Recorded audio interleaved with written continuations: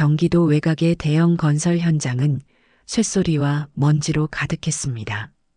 김기성 회장은 65세의 나이가 무색하게 당당한 걸음으로 현장을 점검하고 있었습니다.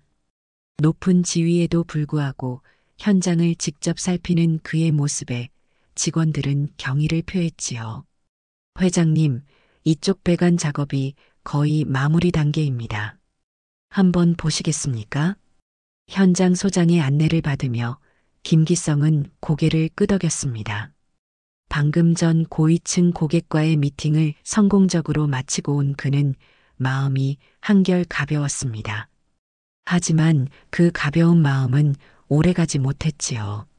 한 구석에서 붉은 불꽃이 튀는 곳을 지나가던 중 그의 시선이 자석에 끌리듯 한 인물에게 고정되었습니다.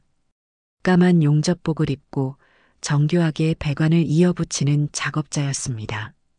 특이하게도 그 작업자는 여성이었지요. 저 직원은 누구입니까? 아, 배수연 기사입니다. 우리 현장에서 손꼽히는 용접 기술자죠. 여성이지만 정확도나 작업 속도가 남자들보다 뛰어납니다. 용접을 마친 작업자가 용접면을 올리는 순간 김기성의 심장이 묘하게 요동쳤습니다. 30살 정도로 보이는 젊은 여성의 눈빛이 어딘가 익숙했기 때문입니다. 그 눈에서 반사된 불꽃이 그의 가슴 깊은 곳까지 비추는 듯 했습니다. 김기성은 그 자리에 얼어붙은 듯 서 있었습니다. 수연의 눈빛에 마음이 쓰인 그는 한동안 말을 잇지 못했습니다. 현장 소장은 회장의 갑작스러운 침묵에 의아해하며 기다렸지요. 그 직원, 용접 경력은 얼마나 됩니까? 아, 이 현장에는 작년에 왔지만 경력으로는 8년 정도 된 걸로 알고 있습니다. 직업 전문학교에서 용접을 배워서 꾸준히 현장에서 실력을 쌓았다고 하더군요. 김기성은 고개를 끄덕이며 다른 구역으로 발걸음을 옮겼습니다. 하지만 그의 마음은 이미 그 자리에 남아 있었지요. 용접 불꽃 속에서 만난 그 눈빛이 그의 머릿속에서 지워지지 않았습니다. 그날 저녁 김기성은 사무실에서 늦게까지 일했습니다. 창밖으로 보이는 서울의 불빛들이 흐릿하게 빛나고 있었지만 그의 시선은 책상 위 서류 더미에 고정되어 있었습니다. 하지만 그의 생각은 오늘 현장에서 만난 여성 용접공에게 가 있었지요. 김기성은 서류를 덮고 창가로 다가갔습니다. 도시의 야경이 그의 얼굴에 희미하게 비추었습니다. 그 순간 그는 오래전 자신이 품었던 첫사랑의 얼굴을 떠올렸습니다. 하지만 곧 그 생각을 지워버리고 책상으로 돌아와 업무에 집중했습니다. 그럼에도 불구하고 김기성의 가슴 한구석에는 묘한 끌림이 자리 잡고 있었습니다. 그것이 무엇인지, 왜 그런 감정이 생겼는지 말로는 설명할 수 없었지만 그는 자신이 다시 그 여성 용접공을 보게 될 것이라는 직감이 들었습니다. 며칠 후 김기성 회장은 급한 전화 한 통을 받았습니다. 현장에서 사고가 났다는 소식이었지요. 쇠파이프가 떨어지면서 한 작업자가 다쳤다고 했습니다. 그 순간 김기성의 가슴에 불안감이 스쳤습니다. 누구입니까? 다친 직원이? 배수연 기사입니다. 여성 용접공이요. 김기성은 즉시 회의를 미루고 병원으로 향했습니다. 그의 발걸음은 평소보다 빨랐고 가슴은 이유 모를 불안으로 가득 찼습니다.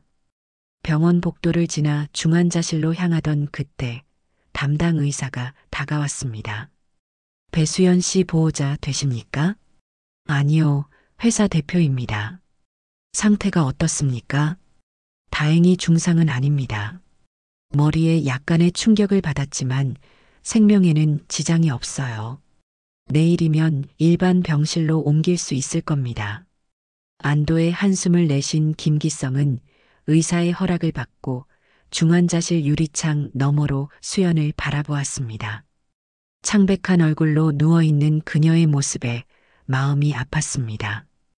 어제까지 불꽃을 다루던 강인한 모습은 온데간데 없이 지금은 작고 연약해 보였지요. 다음 날 김기성은 다시 병원을 찾았습니다.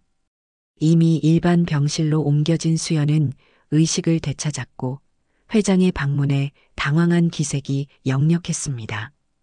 회장님, 직접 오셨습니까? 괜찮은가? 많이 아픈가? 괜찮습니다. 조금만 쉬면 곧 현장에 복귀할 수 있을 거예요. 김기성은 수연의 회복을 바라는 마음을 전하고 병실을 나섰습니다. 그런데 나가는 순간 그의 시선이 수연의 목에 걸린 작은 목걸이에 고정되었습니다. 그것은 25년 전 그가 배정숙에게 선물했던 것과 똑같은 디자인의 펜던트였습니다. 김기성은 그 자리에 얼어붙은 듯 서 있었습니다. 머릿속이 하얗게 변했고 숨이 멎는 듯한 충격이 몰려왔습니다. 설마, 그럴 리가. 잊었다고 생각했던 과거의 아픔이 순식간에 되살아났습니다. 병원을 나온 김기성은 사무실로 돌아와 비서를 불렀습니다. 그의 목소리는 평소보다 낮고 무거웠습니다. 배수연 씨의 신상 정보를 조사해 주게. 특히 그녀의 가족관계에 대해 자세히 알아봐. 그리고 이 일은 극비에 붙여주게. 비서는 의아한 표정을 지었지만 회장의 심각한 표정에 더 이상의 질문은 하지 않았습니다. 김기성은 창밖을 바라보며 깊은 생각에 잠겼습니다. 25년 전 그의 가족들의 반대로 헤어질 수밖에 없었던 배정숙과의 마지막 만남이 떠올랐습니다. 며칠 후 김기성의 책상 위에 한 폴더가 놓였습니다. 배수연에 관한 조사 결과였지요. 그는 떨리는 손으로 폴더를 열었습니다. 그리고 거기에 적힌 내용을 보는 순간 그의 얼굴이 창백해졌습니다. 배수연의 어머니는 배정숙이었습니다. 그녀는 김기성과 헤어진 후 임신 사실을 알게 되었고 홀로 아이를 낳아 키우다 병으로 일찍 세상을 떠났습니다. 수연은 어머니가 돌아가신 후 고아원에서 자랐고 직업전문학교에서 용접을 배운 뒤 8년째 현장에서 일하며 혼자 생계를 꾸려왔습니다. 보고서를 읽는 김기성의 눈에서 눈물이 흘러내렸습니다. 그는 자신이 평생 모르고 살았던 딸을 우연히 만난 것이었습니다. 그것도 자신의 회사 현장에서. 그는 책상에 엎드려 오랜 시간 흐느꼈습니다. 후회와 슬픔 그리고 죄책감이 그를 덮쳤지요. 정수가, 미안하다. 내가 몰랐어. 김기성은 창가로 다가가 하늘을 바라보았습니다. 그의 마음속엔 이제 다시는 놓치지 않겠다는 다짐이 자리 잡았습니다. 하지만 어떻게 수연에게 다가가야 할지, 어떻게 그 모든 시간을 보상해야 할지 막막했습니다. 한 달이 지난 어느 날, 배수연은 퇴원 후 다시 현장에 복귀했습니다. 사고 전보다 더 열정적으로 일하는 그녀의 모습은 현장 동료들에게 감동을 주었습니다. 어깨에 약간의 통증이 남아 있었지만 그것이 그녀의 용접 작업에 방해가 되지는 않았지요. 용접봉을 쥔 그녀의 손은 여전히 안정적이었고 불꽃을 다루는 솜씨는 더욱 정교해진 느낌마저 들었습니다. 최근 들어온 신임 용접공이 수연에게 다가왔습니다. 수연 선배, 이 부분은 어떻게 하는 게 좋을까요? 막 직업학교를 졸업한 20대 초반의 청년으로 실전 경험이 부족했지요. 수연은 미소를 지으며 용접면을 내리고 직접 시범을 보였습니다. 그녀의 손길은 마치 예술가가 캔버스에 그림을 그리듯 정확했습니다. 붉은 불꽃이 어둠 속에서 반짝이며 철제를 하나로 이어가는 모습은 경이로웠습니다. 이렇게 각도를 살짝 조절하면 틈새 없이 깔끔하게 마무리할 수 있어요. 너무 서두르지 말고 재료가 녹는 느낌을 손으로 느껴보세요. 수연은 젊은 부사수를 지도하며 현장의 분위기를 밝게 만들었습니다. 여성 용접공으로서 받는 편견과 어려움이 있었지만 그녀는 자신의 실력과 성실함으로 그 모든 것을 극복해왔습니다. 고아원에서 자란 외로운 시간, 홀로 직업학교에 다니며 기술을 배웠던 고된 날들이 그녀를 더 강인하게 만들었지요. 그날 오후 김기성 회장이 현장을 방문했습니다.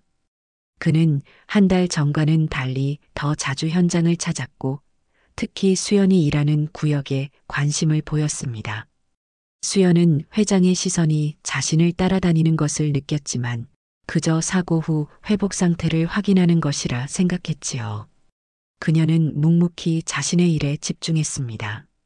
용접 작업을 마친 수연이 장비를 정리하고 있을 때 김기성이 다가왔습니다. 그의 얼굴에는 평소와는 다른 따뜻한 미소가 어려 있었습니다. 배수연 씨, 잠시 시간 있습니까? 수연은 회장의 갑작스러운 접근에 당황했지만 공손히 고개를 숙였습니다. 네, 회장님. 무슨 일이신지요? 퇴근 후 잠시 차라도 한잔할까 해서요. 오늘 작업 내용에 대해 몇 가지 물어볼 것이 있습니다. 그렇게 둘은 현장 근처 조용한 카페에 자리했습니다.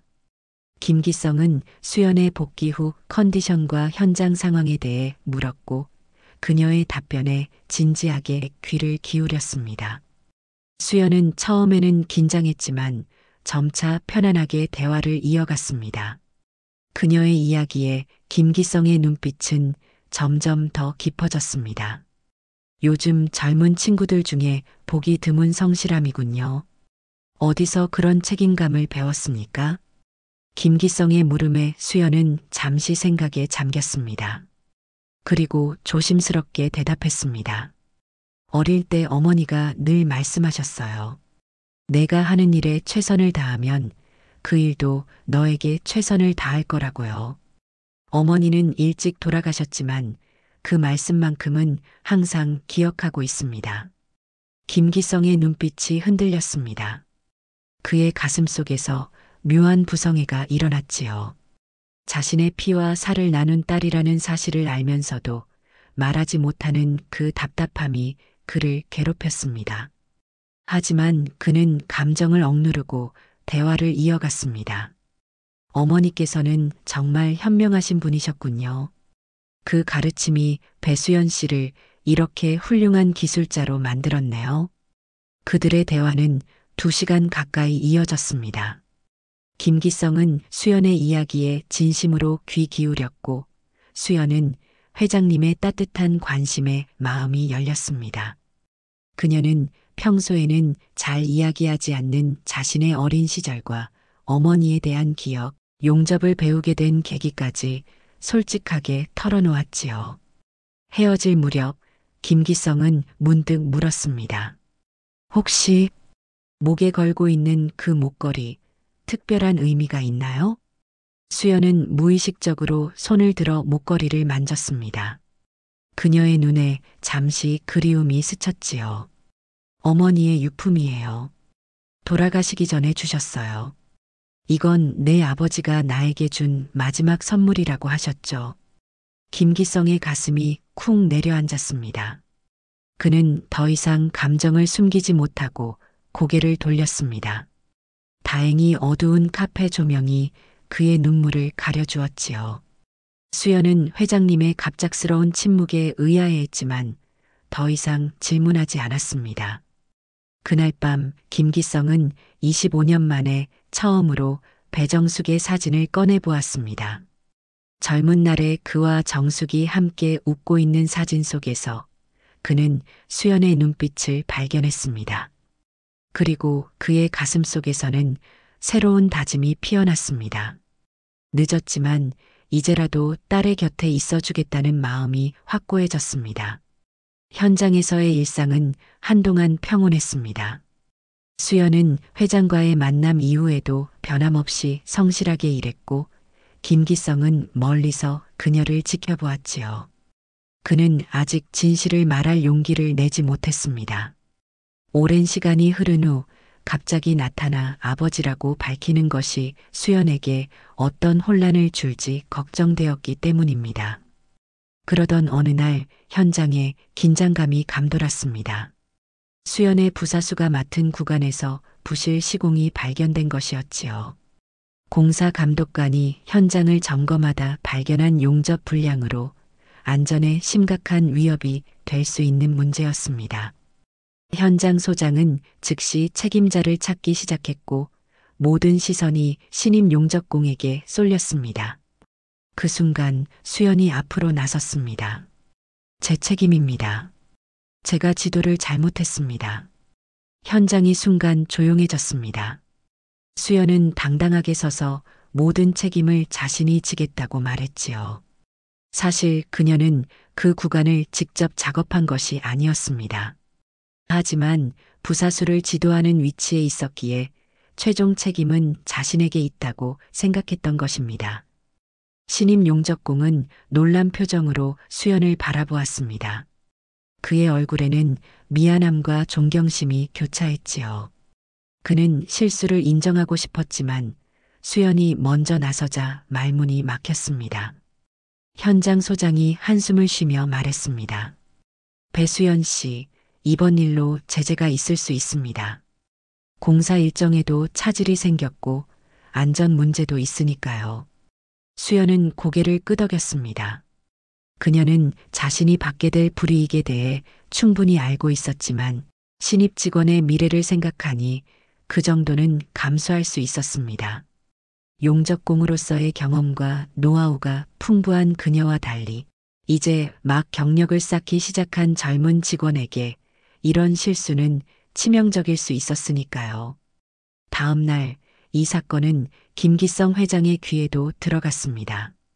그는 즉시 현장으로 달려갔고 상황을 파악한 뒤 놀라운 결정을 내렸습니다. 이 일은 배수연 씨의 잘못이 아닙니다. 본사의 설계 변경 지시가 현장에 제때 전달되지 않았던 겁니다. 책임은 제게 있습니다. 회장 자신이 책임을 지겠다는 발언에 현장은 다시 한번 조용해졌습니다.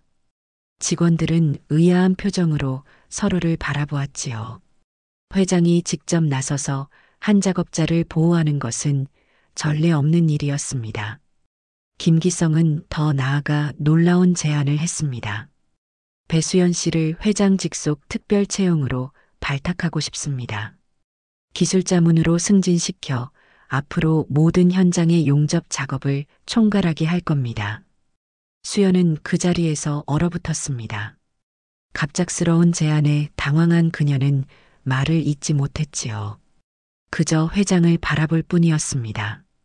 김기성의 눈빛에는 설명할 수 없는 따뜻함이 깃들어 있었습니다.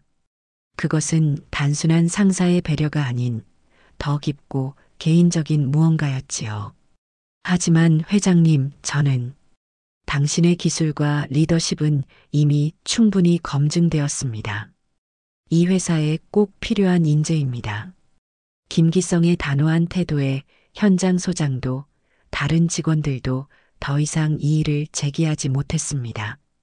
수연은 여전히 혼란스러웠지만 그 기회를 받아들이기로 했습니다. 그녀에게는 성장할 수 있는 새로운 기회였고 더 많은 것을 배울 수 있는 자리였으니까요. 그날 이후 회사 내에서는 배수연에 대한 소문이 퍼져나갔습니다. 어떤 이들은 그녀가 회장의 특별한 관심을 받는 이유에 대해 의심했고 또 다른 이들은 그저 그녀의 실력을 인정한 결과라고 생각했습니다. 하지만 수연 자신은 여전히 그 이유를 알지 못했지요. 회장 직속으로 일하게 된 수연은 김기성을 더 자주 만나게 되었습니다. 그들은 프로젝트 회의에서, 현장 점검에서, 때로는 저녁 식사 자리에서도 마주쳤습니다. 그리고 그럴 때마다 김기성의 눈빛에서 묘한 그리움을 느꼈지요. 마치 오래전부터 알고 있던 사람을 대하는 듯한 그 시선이 수연의 마음을 흔들었습니다.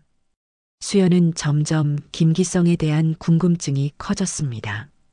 그가 자신에게 보이는 특별한 관심의 이유가 무엇인지, 왜 그렇게 자신을 보호하고 챙기는지 알 수 없었습니다. 하지만 그녀는 아직 직접 물어볼 용기를 내지 못했습니다. 그저 감사한 마음으로 주어진 기회를 최선을 다해 수행할 뿐이었지요. 어느새 수연의 삶은 크게 변해 있었습니다. 고된 현장 작업에서 벗어나 기술자문으로서의 새로운 도전을 맞이하게 된 그녀는 자신을 믿고 기회를 준 김기성 회장에게 보답하기 위해 더욱 열심히 일했습니다. 가을이 깊어가는 어느 저녁, 김기성은 더 이상 진실을 숨기기 어려워졌습니다. 수개월간 딸을 지켜보며 그녀의 성장을 바라보았지만 가까워질수록 비밀을 간직하는 것이 더 힘들어졌지요. 그는 마침내 결심을 굳히고 수연에게 전화를 걸었습니다. 오늘 저녁 시간 괜찮은가? 개인적으로 이야기하고 싶은 것이 있네. 김기성의 목소리에서 평소와는 다른 떨림이 느껴졌습니다. 수연은 잠시 망설였지만 승낙했습니다. 그녀 역시 회장님의 특별한 관심에 대한 의문이 쌓여 있었으니까요. 그들이 만난 곳은 도심에서 조금 떨어진 한적한 한정식집이었습니다. 오래된 한옥을 개조한 이 식당은 조용하고 프라이빗한 분위기를 제공했지요. 김기성은 미리 독립된 룸을 예약해 두었습니다. 그곳에서 두 사람은 마주 앉았습니다. 저녁 식사가 이어지는 동안 김기성은 평소보다 말이 적었습니다. 그는 한숨을 자주 내쉬며 무언가 말하려다 참는 모습이었지요. 수연은 그런 회장의 모습에 의아함을 느꼈습니다. 회장님, 무슨 말씀을 하시려는 건가요? 제가 뭐 잘못한 일이라도. 김기성은 고개를 저었습니다. 그리고 깊은 숨을 내쉰 뒤 조용히 입을 열었습니다. 배수연 씨, 아니 수연아, 너의 어머니, 배정숙 씨에 대해 이야기하고 싶어? 수연은 어머니의 이름을 듣는 순간 얼어붙었습니다. 더구나 회장님이 자신을 반말로 부른 것도 놀라웠지요. 그녀는 당황한 눈빛으로 김기성을 바라보았습니다. 너의 어머니, 배정숙? 그녀는 내 첫사랑이었다. 시간이 멈춘 것 같았습니다. 수연의 귀에 회장의 말이 천천히 스며들었습니다. 그녀의 눈이 커졌고 입술이 떨렸지요. 그리고 나는 내 아버지다. 순간 수연의 눈에서 눈물이 흘러내렸습니다. 그녀는 말없이 자리에서 일어났고 문을 향해 걸어갔습니다. 김기성은 그녀를 붙잡지 않았습니다. 그저 슬픈 눈빛으로 그녀의 뒷모습을 바라볼 뿐이었지요. 수연은 밤거리를 정처 없이 걸었습니다. 머릿속이 혼란스러웠고 가슴은 격렬하게 요동쳤습니다. 왜 지금, 왜 이제야? 25년 동안 어디에 있었는지 질문들이 그녀의 머릿속을 맴돌았지요. 어머니에 대한 기억이 떠올랐습니다. 항상 힘들게 일하시면서도 그녀를 위해 웃어주셨던 어머니. 그리고 어머니가 마지막으로 남기신 말씀. 내 아버지는 나쁜 사람이 아니야. 언젠가 너를 찾을 거야. 그날 밤 김기성은 사무실로 돌아왔습니다. 그는 서랍에서 오래된 나무 상자를 꺼내 열었습니다. 그 안에는 배정숙의 유품들이 고이 보관되어 있었지요. 오랫동안 열어보지 않았던 상자였습니다. 김기성은 사진 한 장을 꺼내 바라보았습니다. 젊은 시절의 정숙이 환하게 웃고 있는 모습이었습니다. 미안하다. 너무 늦었구나. 그의 눈에서 눈물이 흘러내렸습니다. 25년의 후회와 그리움이 한꺼번에 밀려왔지요. 김기성은 그날 밤 처음으로 자신의 감정에 솔직해졌습니다. 그는 사랑하는 여인을 지키지 못했고 그들의 딸도 보살피지 못했습니다. 가문의 반대와 자신의 나약함 때문에 두 사람을 모두 잃었던 것이죠. 다음 날 수연은 출근하지 않았습니다. 그녀는 작은 원룸에 홀로 앉아 생각에 잠겼습니다. 어머니의 사진을 꺼내보고 유일하게 남은 유품인 목걸이를 만지작거렸지요. 그리고 문득 어머니의 일기장을 떠올렸습니다. 고아원으로 가기 전 어머니의 오래된 친구가 그녀에게 건네준 작은 일기장이었습니다. 수연은 서랍에서 그것을 꺼내 펼쳤습니다. 어머니의 삐뚤빼뚤한 글씨가 그녀의 가슴을 울렸습니다. 그 안에는 김기성과의 추억, 그리고 수연을 낳고 키우던 시절의 고단함과 사랑이 담겨 있었지요. 마지막 페이지에 적힌 글귀가 그녀의 눈에 들어왔습니다. 기성아, 우리 딸을 부탁해. 그 아이는 내 눈빛을 닮았단다. 수연의 눈에서는 다시 눈물이 흘러내렸습니다. 하지만 이번에는 분노가 아닌 복잡한 감정이 그녀를 감쌌습니다. 어머니의 마음을 이제야 조금은 이해할 수 있었지요. 며칠 후 수연은 다시 현장으로 돌아왔습니다. 그녀는 평소처럼 작업을 이어갔지만 마음은 여전히 혼란스러웠습니다. 김기성과는 아직 다시 마주하지 않았지요.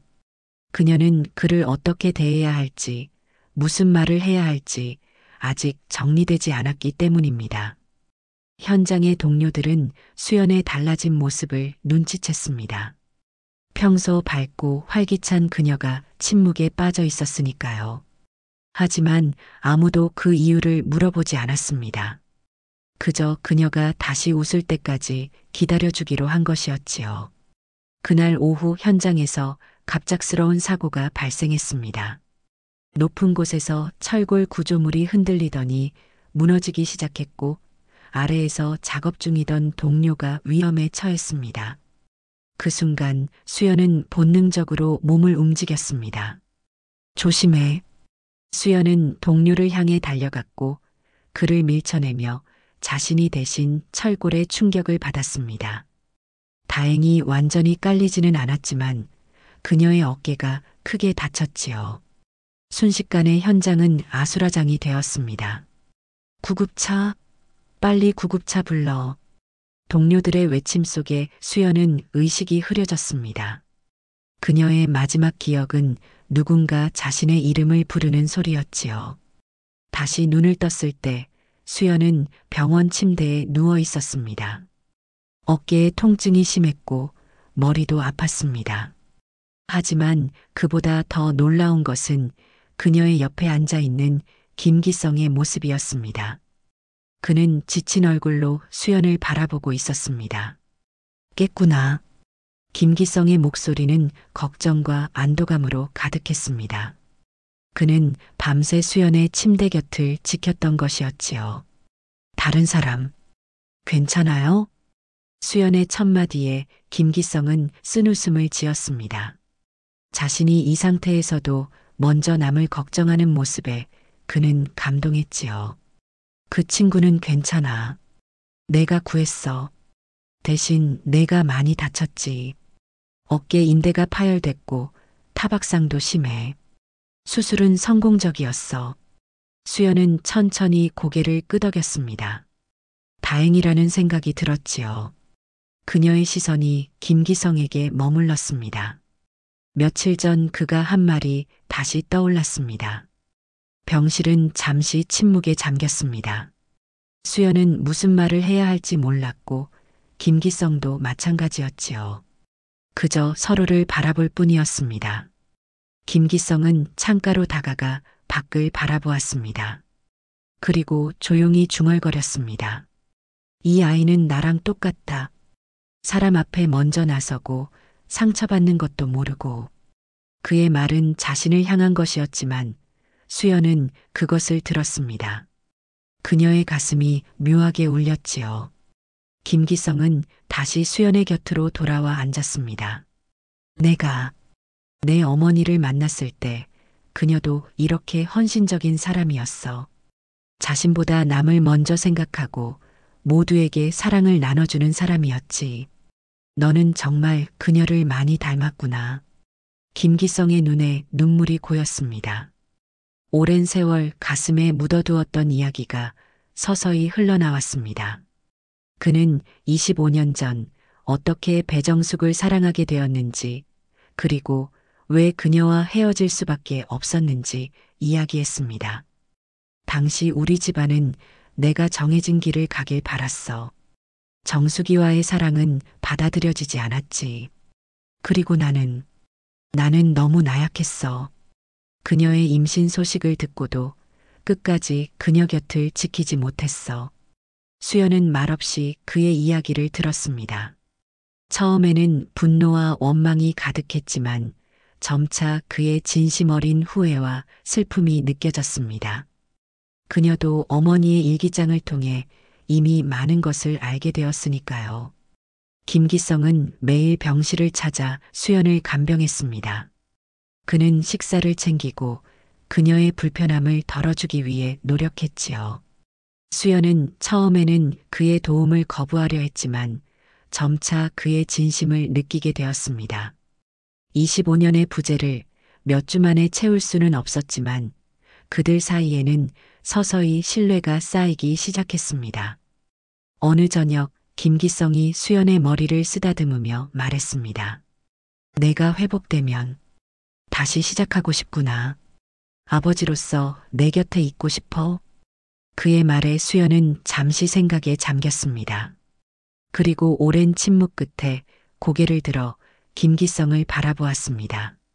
그녀의 눈에는 이제 분노보다는 호기심과 기대가 어려 있었지요. 수연은 병실에서 천천히 회복해 갔습니다.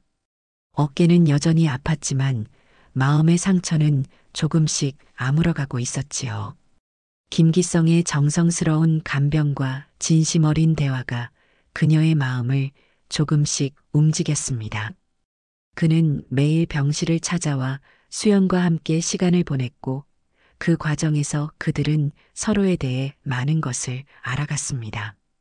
어느 날 밤 수연은 침대에 누워 창밖을 바라보았습니다. 달빛이 희미하게 병실을 비추고 있었지요. 그때 문득 어머니의 마지막 말씀이 떠올랐습니다. 너의 아버지는 부끄러워서 떠난 게 아니야. 너를 지켜주고 싶었던 사람이야. 어머니는 끝까지 김기성을 원망하지 않았습니다. 오히려 그를 이해하고 용서했지요. 수연은 어머니의 마음을 이제야 조금씩 이해하기 시작했습니다. 그리고 자신도 서서히 마음의 문을 열기 시작했지요. 다음 날 아침 김기성이 평소보다 일찍 병실을 찾았습니다. 그는 조용히 들어와 창가에 섰습니다. 잠에서 깬 수연은 그의 뒷모습을 바라보았습니다. 65살의 나이가 무색하지 않게 그의 어깨는 세월의 무게로 조금 굽어 있었지요. 회장님, 수연의 목소리에 김기성이 돌아섰습니다. 그의 얼굴에는 피로한 기색이 역력했습니다. 밤새 잠을 이루지 못했다는 것이 느껴졌지요. 수연은 떨리는 목소리로 말을 이었습니다. 회장님, 아니 아버지, 정말 저를 기억하고 계셨나요? 김기성의 눈이 커졌습니다. 수연이 처음으로 그를 아버지라고 불렀기 때문입니다. 그의 눈에 눈물이 고였고 목소리가 떨렸습니다. 기억하다니, 난 내 존재를 몰랐어. 정수기가 떠난 후 그녀가 임신했다는 사실을 알았지만 너를 찾지 못했어. 그녀가 세상을 떠났다는 소식을 듣고 나서도 내 아이가 어디 있는지 찾지 못했지. 그리고 우연히 이렇게 다시 만나게 됐구나. 김기성은 천천히 수연의 침대 곁으로 다가왔습니다. 그의 손이 조심스럽게 수연의 손을 감쌌지요. 하지만 내 눈을 처음 봤을 때 가슴이 떨렸어. 그 눈빛이 정수기와 너무 닮았거든. 그래서 내 신원을 조사했고 그제서야 알게 됐지. 너는 내 딸이라는 것을. 두 사람의 눈에서 동시에 눈물이 흘러내렸습니다. 그것은 25년의 시간을 뛰어넘는 재회의 눈물이자 새로운 시작을 알리는 눈물이었지요. 제가 용서할 수 있을지 모르겠어요. 하지만 이해하려고 노력하고 있어요. 수연의 말에 김기성은 고개를 끄덕였습니다. 그는 서두르지 않기로 했습니다. 오랜 시간 놓친 관계를 단숨에 회복할 수는 없다는 것을 알았으니까요. 그저 수연이 자신을 조금씩 받아들여 주기를 바랄 뿐이었습니다. 충분해. 내가 이해하려 노력해 주는 것만으로도 나는 감사해. 병실은 다시 조용해졌습니다. 하지만 이번의 침묵은 불편한 것이 아니었습니다. 그것은 서로의 존재를 인정하고 새로운 관계의 가능성을 받아들이는 평화로운 침묵이었지요. 며칠 후 수연은 퇴원했습니다. 김기성은 직접 차를 몰고 와서 그녀를 데리러 왔지요. 함께 병원을 나서는 모습이 누군가의 눈에 띄었을까요? 아마도 그랬을 겁니다. 회사 관계자의 눈에 그 장면이 포착되었고 곧 소문이 퍼져나갔을 테니까요. 수연은 여전히 자신의 작은 원룸으로 돌아갔습니다. 김기성은 그녀에게 더 넓은 집으로 이사할 것을 권했지만 수연은 아직 때가 아니라고 생각했습니다. 그녀는 스스로의 힘으로 세운 자신의 공간이 필요했지요. 김기성은 그녀의 의견을 존중했습니다. 그들은 매일 저녁 식사를 함께 했습니다.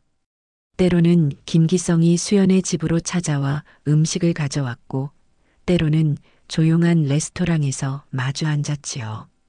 그리고 그 시간 동안 그들은 서로에 대해 더 많이 알아갔습니다. 김기성은 수연에게 젊은 시절의 이야기를 들려주었습니다. 배정숙을 만나 사랑하게 된 과정, 그리고 그 사랑을 지키지 못한 자신의 나약함에 대한 이야기였지요. 수연은 그의 이야기를 들으며 어머니의 일기장에 적힌 내용과 조금씩 맞춰보았습니다. 어머니는 끝까지 아버지를 미워하지 않으셨어요. 오히려 이해하려고 하셨죠. 수연의 말에 김기성은 깊은 감동을 받았습니다. 그는 자신이 얼마나 큰 사랑을 받았는지, 그리고 그것에 얼마나 부응하지 못했는지 다시 한번 깨달았지요. 정숙이는 정말 대단한 사람이었어. 내가 누구보다 사랑했지만 가장 아프게 한 사람이기도 해. 두 사람의 관계는 서서히 깊어졌습니다. 그것은 혈연으로 이어진 아버지와 딸의 관계이기도 했지만 서로를 이해하고 받아들이는 두 인간 사이의 신뢰와 존중의 관계이기도 했지요. 어느 날 아침 김기성은 뜻밖의 전화를 받았습니다. 회사 홍보팀에서 걸려온 전화였지요. 사내 SNS에 그와 수연의 관계가 알려지기 시작했다는 내용이었습니다. 누군가 병원에서 그들을 목격했고 그 이후 두 사람이 자주 함께 시간을 보내는 모습이 포착된 것이었습니다. 회장님, 어떻게 대응하시겠습니까? 루머가 빠르게 퍼지고 있습니다. 김기성은 잠시 생각에 잠겼습니다. 그리고 결심한 듯 말했습니다. 기자회견을 준비해 주게. 내가 직접 진실을 밝히겠네. 그날 오후 그는 수연을 찾아갔습니다. 그녀는 이제 어깨가 거의 회복되어 가벼운 일은 할 수 있는 상태였습니다. 김기성은 사내에 퍼진 소문에 대해 이야기했고 자신의 계획을 설명했지요. 모든 것을 공개하고 싶어. 너와 정숙이에 대한 진실을. 하지만 내 의견도 중요해. 어떻게 생각하니? 수연은 잠시 망설였습니다. 갑작스럽게 세상에 알려지는 것이 부담스러웠지만 한편으로는 더 이상 숨길 필요가 없다는 생각도 들었습니다. 그녀는 천천히 고개를 끄덕였습니다. 좋아요. 하지만 제 일은 그대로 유지하고 싶어요. 특별 대우받는 것처럼 보이고 싶지 않아요. 이틀 후 김기성은 기자들 앞에 섰습니다. 카메라 플래시가 그의 얼굴을 비추었고 모든 이목이 그에게 집중되었지요. 그는 차분히 말을 이어갔습니다. 오늘 여러분께 저의 개인적인 이야기를 전하고자 합니다. 최근 사내에서 회자되고 있는 저와 배수연 씨의 관계에 대해 밝히고자 합니다. 김기성의 목소리는 흔들림 없이 또렷했습니다. 그는 25년 전 배정숙과의 사랑, 그리고 최근에야 알게 된 자신의 딸 수연과의 재회에 대해 이야기했습니다. 그의 진솔한 고백에 기자들은 숨죽이며 경청했지요. 이 아이는 제 딸입니다. 제 인생이 다시 시작되는 이유입니다. 기자회견 이후 김기성과 수연의 이야기는 큰 화제가 되었습니다. 많은 사람들이 그들의 극적인 재회에 감동했고 응원의 메시지를 보내왔습니다. 물론 의심의 눈초리도 있었지요. 재산을 노린 기획된 만남이라는 억측도 있었습니다. 하지만 김기성과 수연은 그런 시선들에 동요하지 않았습니다. 김기성은 수연을 위해 새 집을 마련해 주려 했지만 수연은 자신의 공간을 유지하길 원했습니다. 그는 그녀의 독립심을 존중했고 대신 자신의 재혼 가정에 수연이 부담을 느끼지 않도록 배려했습니다. 김기성의 아내와 아들들도 수연을 조심스럽게 받아들였습니다. 처음에는 어색했지만 시간이 지나며 서로를 이해하게 되었지요. 김기성은 그녀를 위해 새로운 아파트를 마련했습니다. 그곳은 수연이 독립적으로 살 수 있는 공간이면서도 김기성이 자주 방문하여 함께 시간을 보낼 수 있는 곳이었습니다. 그들은 서로의 공간과 시간을 존중하면서도 점점 더 가족으로서의 유대를 쌓아갔습니다. 여름이 지나고 가을이 깊어갈 무렵 김기성은 회장직에서 은퇴를 선언했습니다. 그는 이제 자신의 남은 시간을 가족과 함께 보내고 싶다고 말했지요. 특히 수연과 함께 하고 싶은 일이 있었습니다. 내 어머니가 생전에 원했던 일이 있어. 동네에 무료 급식소를 운영하는 것. 우리 함께 해볼까? 수연의 눈이 반짝였습니다. 그녀는 어머니의 꿈을 이루는데 함께 할 수 있다는 생각에 기뻤지요. 그렇게 그들은 함께 작은 급식소를 시작했습니다. 김기성은 자금을 지원했고 수연은 현장을 이끌었습니다. 그들은 매일 저녁 함께 봉사하며 서로에 대해 더 많이 알아갔습니다. 급식소는 지역 주민들에게 큰 사랑을 받았습니다. 특히 김기성과 수연의 이야기를 알게 된 많은 이들이 그들의 선행에 감동했고 함께 봉사에 동참하게 되었지요. 그렇게 작은 공간에서 시작된 급식소는 점차 확장되어 여러 지역에 분점을 낼 수 있게 되었습니다. 시간이 흐르면서 수연은 점점 더 김기성을 아버지로 받아들이게 되었습니다. 그것은 단순히 피로 이어진 관계를 인정하는 것이 아니었습니다. 서로를 이해하고 존중하며 함께 성장해가는 과정 속에서 그들은 진정한 가족이 되어갔지요. 어느 저녁 급식소 일을 마치고 돌아오는 길이었습니다. 노을이 아름답게 물든 마당에서 수연과 김기성은 함께 차를 마시고 있었습니다. 따스한 가을 바람이 그들의 머리카락을 부드럽게 쓸어내렸지요. 수연은 문득 김기성을 바라보았습니다. 그리고 조용히 물었습니다. 아버지, 우리 가족 맞죠? 김기성은 따뜻한 미소를 지으며 수연의 손을 꼭 잡았습니다. 그의 눈에는 지난 세월의 후회와 그리움, 그리고 새로운 시작에 대한 기쁨이 담겨 있었습니다. 그래, 우리는 가족이야. 혈연보다 더 깊은 이해와 사랑으로 맺어진 진짜 가족. 그들의 가족은 전통적인 의미의 가족은 아니었습니다. 25년의 공백과 아픔이 있었지요. 하지만 그 공백을 메우기 위한 서로의 노력과 이해, 그리고 용서가 있었습니다. 그것이 바로 진정한 가족의 의미였습니다. 노을이 완전히 저물고 밤하늘에 별들이 하나둘 빛나기 시작했습니다. 김기성과 수연은 그 별빛 아래에서 조용히 서로의 손을 잡고 내일을 기약했습니다. 그들의 이야기는 여기서 끝나지 않았습니다. 새로운 시작이었고 진정한 가족으로서의 여정이 이제 막 시작되었으니까요.